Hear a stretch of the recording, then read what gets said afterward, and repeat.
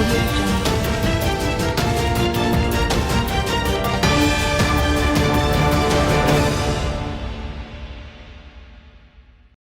find a trail of people moving, like a 30 on foot, everybody holding a panga. Land round, domestic violence, food insecurity, children who are malnourished, theft, Pure child labor, high dropouts, crime, poverty. They weed, they cut, they load lorries, and sometimes you see them going up the sugar factories on lorries. The persistent poverty in the Uganda sugarcane growing communities continues to raise questions as to whether sugarcane cultivation is helping to end household poverty at the grassroots. Civil society human rights activists in Uganda, under their umbrella bodies, the Uganda Consortium on Corporate Accountability and Network of Public Interest Lawyers, are tasking Parliament to address the plight of sugarcane outgrowers, to address rural poverty and food security in the sugarcane growing communities. The activists observed that investors' contracts in the sugarcane industry have negatively impacted on the workers' rights, with increased cases of child labor and high levels of school dropouts. This was during the inaugural seminar of members of parliament from sugarcane large-scale growing areas in Uganda on the fulfillment of labor and farmers' rights and environmental sustainability. Sereko Arthur is my name, and I coordinate the network of public interest lawyers, an initiative of the School of Law, Makerere University. And as a network, our duty is to promote social justice and human rights through public interest lawyering. We know the casualization of labor that happens in that industry, and then the failure of the duty bearer, we talk of government, the executive, to hold the perpetrators accountable. And Parliament, being one of the arms of government, is enjoined to monitor the implementation of these laws, the policies and the practice. Yes, the general discussion or narrative has been that we have good laws and the laws have sufficiently taken care of everything. But then the question is, why is there a disparity between the laws and practice? Do we need to change the law to match the practice, or do we need the practice do we need to change the practice to match the laws? So there are those gaps that definitely require parliamentary intervention. And Parliament's duty is to, first of all, bring to book or to the fore those abuses, those violations. We are talking of corporations that are more powerful than the members of parliament. We are talking of corporations that have been more powerful than the local governments that are meant to be monitoring them. And so the only recourse that we have, if we are to ensure a respect of these rights, is running to the entire House of Parliament. So through its different structures, we talk of the Human Rights Committee, we are now talking of a sugar forum within Parliament. These different structures can be open doors where we can bring corporations and individual perpetrators to account in as far as violations and abuses are concerned in the sugar industry.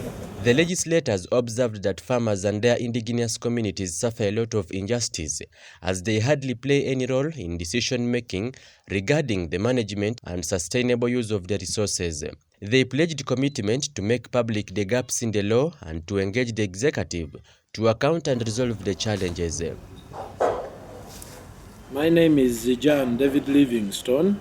I am the Member of Parliament representing Butembe constituency in Jinja, which is the sugarcane growing capital of the nation. We all know about Kakira Sugar Works.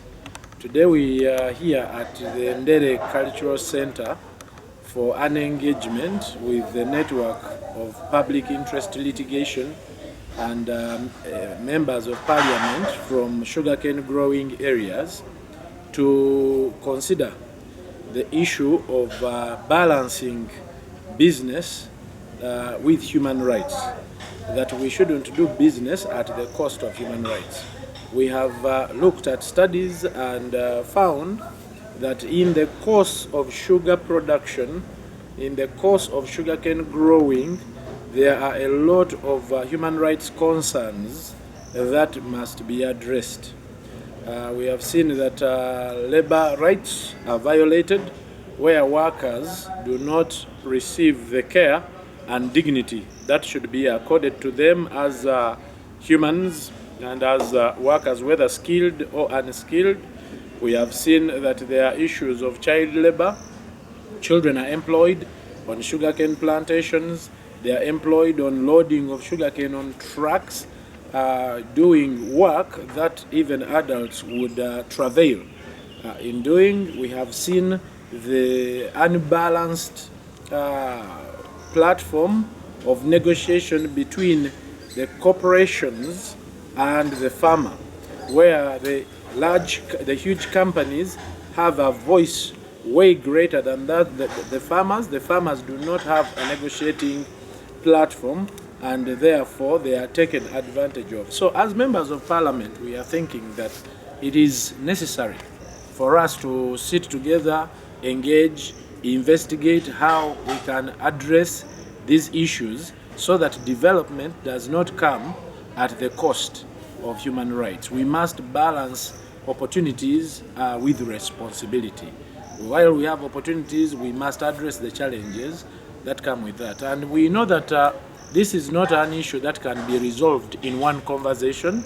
So together with NetPIL, Network of Public Interest Litigation, together with Action Aid, together with the Sugar Forum of the 11th Parliament, members have resolved to continue this conversation, come up with sustainable, durable, and really effective strategies in addressing human rights issues in as far as the sugar industry is concerned. So we look forward to engaging more and transforming the sugar industry, transforming the lives of sugarcane farmers and their families and the surrounding communities, bringing corporations to account for corporate social responsibility so that we do business equitably.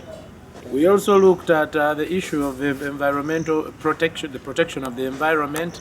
We have seen that usually with sugarcane growing comes with environmental degradation. That when a sugarcane farmer identifies a piece of land, the first thing in their mind is to cut down all the trees, to cut down all the forests, and excavate and do ground leveling in order to plant sugarcane. Now you find that what is cut down vis-a-vis the sugarcane plant in as far as the environment and green vegetation is concerned is not commensurate. So we're thinking that as we do the business of sugarcane growing and sugar production, the environment needs to be put into consideration and there has to be measures to mitigate environmental degradation. The lawyers' engagement with the lawmakers is aimed at creating an enabling legal framework on labor and farmers' rights in the sugarcane growing areas.